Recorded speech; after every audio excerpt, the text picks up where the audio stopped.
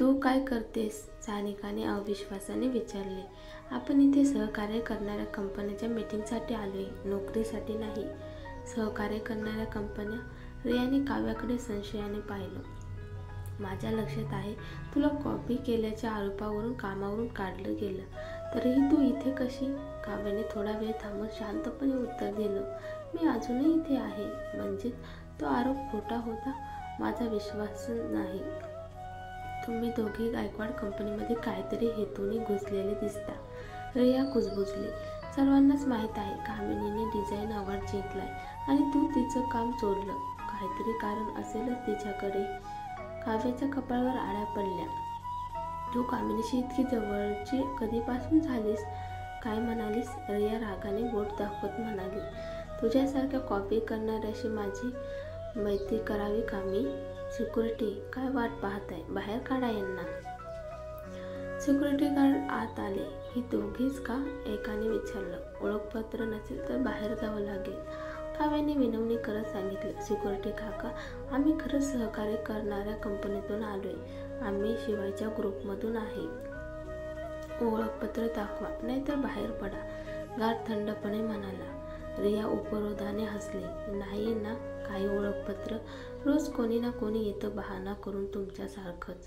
Work permit तर शिवायकडे आहे, ते आलेले नाहीत अजून. सानिका घाबरत म्हणाली. बस, कारण पुरे. सिक्युरिटी, बाहेर काढा त्यांना, रिया म्हणाली. रिया, सहकार्य कंपनीसोबत असं वागणं योग्य आहे का? काव्याचा आवाज आता अधिक ठाम होता. शिवाय म्हणजे काही मोठं नाव नाही. तू अजूनही गायकवाड फॅमिलीची सून असल्यासारखं वागत आहेस का? रियाने ठामपणे हसत उत्तर दिलं. गार्ड पुन्हा पुढे आले. काव्याने सानिकाचा हात पकडला. चल, आपण बाहेर जाऊया. ती गरोदर होती आणि भांडणं तिला टाळायचं होतं. तेवढ्यात अचानक एका व्यक्तीची जड पावलं आणि गडद आवाज कानावर आले. प्रेसिडेंट रुद्र आले. संपूर्ण ऑफिसमध्ये शांतता पसरली. रियाने घाबरत मान खाली घातली. काव्य आणि सानिकाने देखील वळून पाहिलं. रुद्र काळ्या कोटात आणि तेजस्वी व्यक्तिमत्वाने झळकत वरिष्ठ अधिकाऱ्यासोबत ऑफिसमध्ये आला. त्याच्या डोळ्यामध्ये कटाक्ष होता, पण चेहऱ्यावर कोणतीही भावना नव्हती. एकदम शून्य. सर्वजण उभे राहून नम्र अभिवादन करत होते. त्याने अचानक काव्याकडे पाहिले आणि भुवया हलक्या उंचावल्या. काय गोंधळ चाललाय इथे? काव्याने शांतपणे उत्तर दिलं. प्रेसिडेंट रुद्र, आम्ही शिवायच्या ग्रुपमधून आलोय. सहकार्य प्रोजेक्टसाठी मीटिंग आहे, पण आम्हाला आत येऊ दिलं नाही. म्हणाले ओळखपत्र नाही. म्हणून रिया अवाक झाली. काव्याने थेट रुद्रकडे तक्रार केली. रुद्रने तिच्याकडे एक क्षण स्थिर नजर टाकली आणि शांतपणे आदेश दिला. माधव, पहा काय प्रकार चाललाय. माधव पुढे आला. त्याने गार्ड्सवर वळून कटाक्ष केला. हे आमच्या कंपनीच्या सहकार्य प्रोजेक्टची प्रतिनिधी आहे. असं वागणं कंपनीच्या प्रतिमेला योग्य नाही. गार्ड्स घाबरले. माफ करा सर, आम्ही चुकीत होतो, रिया म्हणाली. म्हणून माधवने रियाकडे पाहिलं. तुला निर्णय घेण्याचा अधिकार कोणी दिला? रियाचं तोंड बंद झालं. कृपया आत या, माधवने काव्य आणि सानिकाला सौम्य आवाजात सांगितलं. रुद्रने शांतपणे आदेश दिला. सगळे आलेत तर मी देखील मीटिंगमध्ये सहभागी होतो. शिवाय तेवढ्यात आला. रुद्र सर, मीटिंगमध्ये सगळे नीट वागा. मीटिंगमध्ये रुद्रने मध्यभागी जागा घेतली. काव्या एका कोपऱ्यात बसली होती, पण ती जाणवत होती. रुद्रचे डोळे तिच्यावर होते. ती रिपोर्ट कर, त्याने थेट सांगितलं. सर्वजण स्तब्ध. काव्याने श्वास घेतला, लॅपटॉप उघडला आणि प्रेझेंटेशन सुरू केलं. संपूर्ण हॉलमध्ये शांतता होती. तिने शेवटी सांगितलं. प्रेसिडेंट रुद्र, हेच सादरीकरण आहे. रुद्रने एका क्षणासाठी तिला पाहिलं.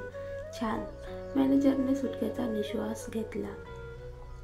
पण रियाची नाराजी वाढली. पण अजून सुधारणा शक्य आहे. काम करत राहा, असं म्हणत रुद्र निघून गेला. सर्वजण थोडं रिलॅक्स झाले, पण रियाने खवळत डोळे वटारले. तू खूपच धाडसी झालीस काव्या. प्रेसिडेंट रुद्रचं लक्ष वेधायचा प्रयत्न करतेस.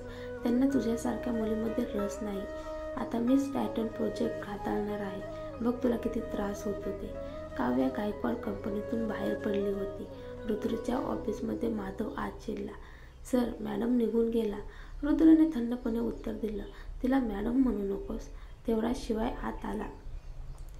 माझ्या ऐकण्यात आले तू काव्याला स्वतः रिपोर्ट विचारायला बोलावलं होतंस. रुद्रने नाखुशीत विचारलं. तू इतका मोकळा आहेस का? शिवाय हसत म्हणाला, मग तुला काव्याची एवढी काळजी आहे तर का लपवतोस? इतकं प्रेम करत असताना जर तिच्या आयुष्यात मी आलो तर काय करशील? एक दिवस ती माझ्यावर प्रेम करायला लागली तर? रुद्रचा चेहरा गंभीर झाला. काव्याबाबत काही चुकीचा विचार करू नकोस. अरे मग तिच्याशी नीट वाग. तू तिच्यावर राग काढतोस आणि दुसऱ्याला सहानुभूती मिळते. रुद्रच्या मनात विचारांचा गोंधळ सुरू होतो. ती अजूनही राकेशवर प्रेम करते. तिचं मन तिथे अडकलंय. ती त्याच्यासाठी आपल्या जीवावर बेतणारं मूल देखील ठेवायला तयार आहे. रुद्रने गंभीर चेहरा करत माधवकडे पाहिलं. एक रेस्टॉरंट बुक कर. काव्याला सांग की मी तिला डिनरसाठी बोलावलं आहे. माधव आनंदाने म्हणाला, हो सर, अगदी मूनफ्लॉवर. तिथे सगळ्यात रोमॅन्टिक डेट होती. दुसरीकडे कामिनी थेट राकेशच्या ऑफिसमध्ये गेली. ती मुद्दाम राकेशच्या कंपनीच्या गेटबाहेर तासभर थांबली होती. राकेश आश्चर्यचकित झाला. तू इथे काय करतेस? कामिनीचे डोळे लाल झालेले. ती त्याच्या गळ्यात पडली आणि रडू लागली. माझी चूक झाली राकेश, पण बाबा म्हणाले की हाच प्रोजेक्ट मिळवला पाहिजे, नाहीतर आमचं नुकसान, आपलं कुटुंब संपून जाईल. ती नुकतीच परदेशातून परतली आणि जर मी त्यांचं ऐकलं नाही तर त्यांना वाटेल की मी त्यांच्यापासून दूर झाले. मला त्यांची नाराजी सहन होणार नाही. राकेश तिच्या अश्रूंनी थोडा नरमला. माझ्यावर राग ठेवला असेल, पण मी फक्त एवढंच सांगायला आले होते. मी पचनाच्या गोळ्या सेक्रेटरीकडे दिल्या आहेत. तू वेळेवर जेवण कर. उशिरापर्यंत जागू नकोस. मी नाहीये आता तुझ्याजवळ, पण तरी तुझी काळजी वाटते. इतकं बोलून ती वळली आणि निघाली. कामिनी, राकेशने तिला थांबवलं. असं करू नकोस. मी तुला टाळत नाहीये. कामिनीने डोळे पुसले आणि त्याच्या मिठीत चिरले, पण तिच्या चेहऱ्यावर त्याच्यापासून लपवलेली घृणा आणि सुडाची झलक दिसत होती. सगळी गडबड काव्यामुळेच झाली. मी तिला सोडणार नाही. मॅडम येणार होत्या, पण निघताना कुणाचा तरी कॉल आला. आवाज दिव्यासारखा वाटला आणि ती खूप घाईघाईने बोलत होती. त्यामुळे मॅडम लगेचच बाहेर पडल्या. माधवने घाईघाईने सांगितले, म्हणजे अजूनही येणार नाही? रुद्रने दात खात रुमाल टेबलावर फेकला. टेबलवर ठेवलेल्या तयारीकडे एक कटाक्ष टाकून त्याने उपहासाने हसत एक नजर टाकली. सगळ्या मनापासून केलेल्या तयारीचा आता काही अर्थच उरला नव्हता. काव्या बाहेर पडली आणि दिव्याने सांगितलेल्या ठिकाणी पोहोचली. ती आत गेल्यावर दिव्या धावतच आली. आत एक स्त्री जोरजोरात रडत होती. आकाशला असं घेऊन गेले. त्याच्या परीक्षा आहेत. आता काय करू? ते त्याला त्रास देतील का? आंटी, काळजी करू नका, आपण त्याला शोधून काढू, दिव्या म्हणाली. काव्या आत शिरली आणि दिव्या तिला बाहेर घेऊन गेली. काय करू काव्या? त्यांनी आकाशला पकडले. म्हणाले त्यांच्या कुटुंबावर सहकारी कर्ज आहे. पैसे नाही दिले तर त्यांची गळा कापून टाकतील. काव्याने असं काही कधीच पाहिलं नव्हतं. तिने विचारलं, काय करायचं? कुठे पैसे द्यायचे? ते सांगितलं का? नसेल तर पोलिसांना फोन करूया. पण आकाशची आई घाईने आत आले. पोलिसांना फोन करू नका. ते आल्या ते त्याला काहीतरी करतील. दिव्या, तुझ्याकडे पैसे नाहीत का? तू नेहमी उदार असतेस. मदत कर ना. आम्हाला कुणीच नाही, फक्त तुझीच आशा आहे. दिव्या गोंधळली होती. दात खोचून म्हणाली, बरं, नाहीतर मी काहीतरी पाहते. काव्या दिव्याला घेऊन बाहेर गेले आणि विचारलं, तू खरंच पैसे देणार आहेस? किती? फक्त 1 कोटी? त्याच्या वडिलांनी जुगारात हरवलं. 1 कोटी? काव्या दचकली. हे खूप पैसे आहेत. तू आज दिलंस, उद्या परत मागतील. नाही, तसे नाहीत ते. त्यांनी कधी पैसे मागितले नाहीत. यावेळी तर मला हे स्वतःहून कळलं. काव्या काही बोलली नाही. पण हे खूप मोठं आहे. काय करणार आहेस? डॅड मला पुढच्या महिन्यात घर घेऊन देणार होता. तेच पैसे घेते. दिव्या घरून पैसे घेऊन परत आली. मी तुझ्यासोबत येते, काव्या म्हणाली. पण तू प्रेग्नेंट आहेस. काही झालं तर? मी माझी काळजी घेईन. दोघे गेलो तर एकमेकींची मदत तरी होईल. दिव्याने तिला मिठी मारली. तू खूप चांगली आहेस. त्या जुन्या मॉलमध्ये पोहोचल्या. एक वासच ओलसर कोमट वातावरण. आकाश एका खुर्चीला बांधलेला होता. दिव्या, तू इथे काय करतेस? माझ्यासाठी तुझं एवढं काही करू नकोस, आकाश म्हणाला.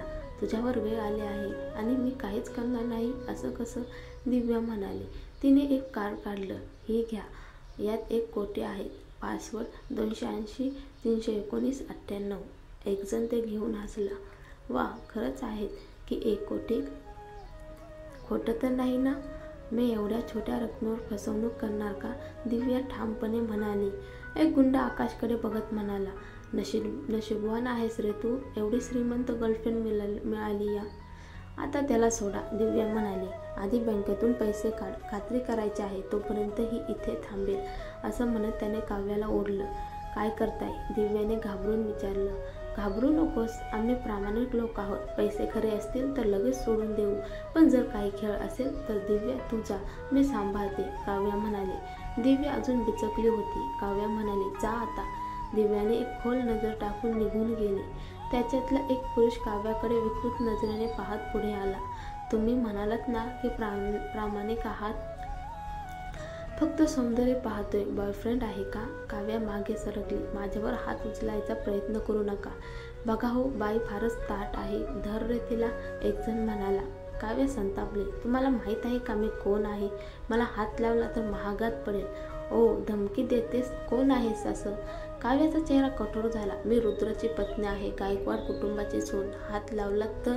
ते क्षणभर स्तब्ध झाले, मग मोठ्याने हसत म्हणाले, ही गायकवाड फॅमिलीची सून? हा हा, मग मीच रुद्र आहे. आणि एकजण तिच्या चेहऱ्याकडे हात पुढे करत होता. काव्याला कसतरी होत होतं, पण ती कसाबसा तोंड आवरत होती आणि तिथून निघून जायचं ठरवत होती. तेव्हा दरवाजा जोरात लाथ मारून उघडला गेला. काही पोलीस ऑफिसर्स आत शिरले. जवळपासचे लोक थक्क झाले. काहीच समजण्याआधीच त्यांना एकामागून एक जमिनीवर झुकवण्यात आलं. सगळ्यांनी हात वर करा. पोलीस ऑफिसर आत शिरताच त्याने पटकन आकाशची दोरी सोडवली आणि नंतर तो थेट काव्याजवळ आला. आकाश अवाक होऊन विचारतो, हे काय चाललंय? पोलिसांना कोणी बोलावलं? काव्याने त्याच्याकडे संशयानं पाहिलं. त्यांच्या चेहऱ्यावर एक विचित्र भाव होता. पोलीस ऑफिसरने विचारलं, तुम्हीच फोन केला होता का? आणि तुम्हीच फोनवर बोलत होता? काव्याने मान हलवली. पोलीस आत येईपर्यंत तिचा फोन अजूनही कॉलिंग मोडमध्ये होता. त्यामुळे त्या कॉलमध्ये झालेलं सगळं संभाषण पोलिसांनी ऐकलं होतं. सगळे लोक काव्याकडे आश्चर्याने पाहत होते. ही एवढी साधी आणि शांत दिसणारी मुलगी इतकी चतुर असेल हे कुणालाच वाटलं नव्हतं. तेवढ्यात दिव्या एका माणसासोबत आत आली. त्या दृश्याकडे पाहून तीही हादरली. काव्या पटकन तिच्याजवळ गेली. दिव्या, आता सगळं नियंत्रणात आहे. दिव्याने अविश्वासाने विचारलं, तू पोलिसांना बोलावलं? काव्याने पुन्हा मान हलवली. मला माहीत होतं हे लोक आपल्याला सहज जाऊ देणार नाहीत. काहीतरी होईल म्हणून मी आधीच खबरदारी घेतली. दिव्या सुटकेचा श्वास घेते. वा काव्या, तू खूप हुशार, शहाणी आहेस. तिने रागाने त्या लोकांकडे पाहिलं. ह्या सावकारीवाल्यांना आता जेलमध्ये जाऊन शहाणपणा येईल. तेवढ्यात एक पोलीस ऑफिसर त्याच्याजवळ येऊन म्हणाला, तुम्हालाही स्टेशनमध्ये यावं लागेल स्टेटमेंटसाठी. हो चालेल. दिव्या पटकन आकाशकडे गेली. तो थोडासा निस्तेज दिसत होता. घाबरलास का? काही लागलंय का? तिने काळजीने विचारलं. आकाश हसत म्हणाला, मी ठीक आहे. त्याने काव्याकडे पाहून म्हणलं, मदतीसाठी धन्यवाद. आकाशने थोडंसं रागाने ओठ वळवले. मी तुझी गर्लफ्रेंड आहे, यात धन्यवाद कसला? सगळ्यांनी आपापली स्टेटमेंट दिली आणि बाहेर निघाले. पण बाहेर येता येता काव्याचं पाऊल थबकलं. बाहेर रुद्र उभा होता. त्याच्यासोबत शिवाईही होता, जो थोड्या अवघडलेपणाने म्हणाला, काव्या, पुन्हा भेट झाली. पोलिसांनी आम्हाला फोन केला आणि रुद्र फारच चिंतेत होता म्हणून लगेच आला. रुद्रने त्याच्याकडे नजर टाकली आणि मग काव्याकडे बघून थंड स्वरात म्हणाला, तू खरंच कुठेही गोंधळ घालू शकतेस.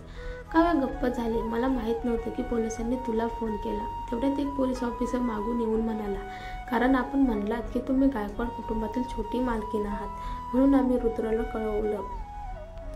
कळवणं गरजेचं समजलं. काव्याच्या चेहऱ्यावर अस्वस्थ हसू आलं. तिला ती ओळख एकदम आठवली आणि पश्चाताप झाला. रुद्रने हुंकार दिला आणि मागे उभ्या गुंडाकडे पाहून म्हणाला, हेच लोक का? काय वाटतं त्यांना? कायद्याचा देश आहे हा आणि तरीसुद्धा असं वागतात.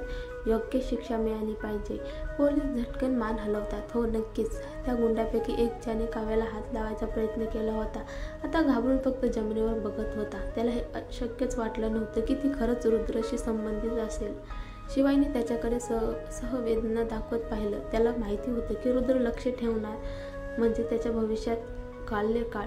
दिव्या आणि आकाश बाहेर आले. दिव्याने शिवाईला पाहिलं आणि तोंडात घास अडकावा तसं ती स्तब्ध झाली. तू इथे काय करतोयस? शिवाईने हसत टिंगल करत म्हटलं, मी फक्त शो पाहायला आलोय. दिव्या प्रेमात पडली आणि पोलीस स्टेशनमध्ये पोहोचली. खूपच शानदार गोष्ट आहे. आकाशचा चेहरा कालवंडला. दिव्या चिडली, हे तुझं काय काम? तुला काही देणं घेणं आहे? शिवाय खांदे उडवत म्हणाला, माझं काहीच काम नाही, मी फक्त तमाशा पाहतोय. काव्या लाजून म्हणाली. ठीक आहे, थँक्स. शिवाय आता आपण जाऊया. दिव्या, आकाशच्या आईला काळजी वाटते. दिव्याने अजून एकदा रागाने शिवायकडे बघितलं. मी गाडी आणते, तू बाहेर थांब आणि त्या वेड्याशी बोलू नकोस. आकाश केवळ हसला. काव्या त्याच्या मागून गेली. शिवायकडे बघत थोडंसं लाजून हसली. आता तिथे फक्त रुद्र आणि शिवाय उरले होते. शिवाय म्हणाला, आता तरी समजलं का? ती खरंच अडचणीत होती. कॅन्डल लाईट डिनर कधीही करता येईल, पण जेव्हा कोणी जवळचा व्यक्ती अडचणीत असेल तेव्हा तिचं काहीतरी करणं गरजेचं होतं. तिला फारसं दोष देऊ नकोस. रुद्र गप्प होता. मग थोडा कटाक्ष टाकून म्हणाला, तू फारच भावनातीर्थकाने वागतोस. तू लक्षात घेत नाहीस की ती गरोदर आहे. तुला काही फरकच पडत नाही. शिवायच्या डोळ्यात चमक आली. म्हणजे आता तुला त्या बाळाची काळजी वाटते? आधी तर म्हणत होता ते बाळ तुझं नाही आणि तुला हवं होतं की तिने गर्भपात करावा. रुद्रचा चेहरा गडद झाला. ती जर खरंच गर्भपात करायचं ठरवते तर हॉस्पिटलमध्ये द्यायला हवं होतं, असं स्वतःचा जीव धोक्यात घालू नाही. हे बोलून रुद्र निघून गेला. शिवाय फक्त डोकं हलवत मागे पाहत राहिला. पण बाहेर जाताना त्यांनी काहीतरी पाहिलं. आकाश थोडं लांब उभा होता आणि कुणाशी तरी फोनवर बोलत होता. तू मला एक्सपोज करू शकत नाहीस. ही आयडिया तर तुझीच होती. तूच म्हणालास की मी बनावट अपहरणाचं नाटक करू आणि माझ्या गर्लफ्रेंडकडून पैसे मागेन. ती खरंच पैसे घेऊन आली होती, पण तुझा तो मूर्खपणा काव्याला छेडलंस, त्यामुळे सगळं बिनसलं. आपण एक डील केली होती. जर आता तू मला फसवलंस तर तुला अजून मोठा फटका बसेल. मी अजून पैसे मिळवू शकतो. माझ्या गर्लफ्रेंडला माझ्यावर प्रेम आहे. ती काव्या खरंच त्या रुद्रशी संबंधित आहे हे मला आधीच माहीत होतं. मला गायकवाड कंपनीमधून कुणीतरी सांगितलं होतं. विश्वास ठेव, मी तुला अजून पैसे मिळवून देईन. शिवाय थक्क झाला, पण रुद्र शांतपणे मागे सरकला. बाहेर आल्यावर शिवाय संतापून म्हणाला, हा आकाश तर एक नंबरचा नीच माणूस आहे. मी दिव्याला आधीच सांगितलं होतं, पण ते ऐकत नाही. रुद्र गंभीरपणे म्हणाला, तू सांगितलंस म्हणजे ती लगेच विश्वास ठेवेल असं नाही, आणि मला वाटतं त्याचा काही दुसरा हेतू आहे. त्याने म्हटलं की गायकवाड कंपनीमधून कुणीतरी त्याला माझ्याबद्दल माहिती दिली. शिवायच्या चेहऱ्यावर एकदम धक्का बसल्यासारखी प्रतिक्रिया उमटली.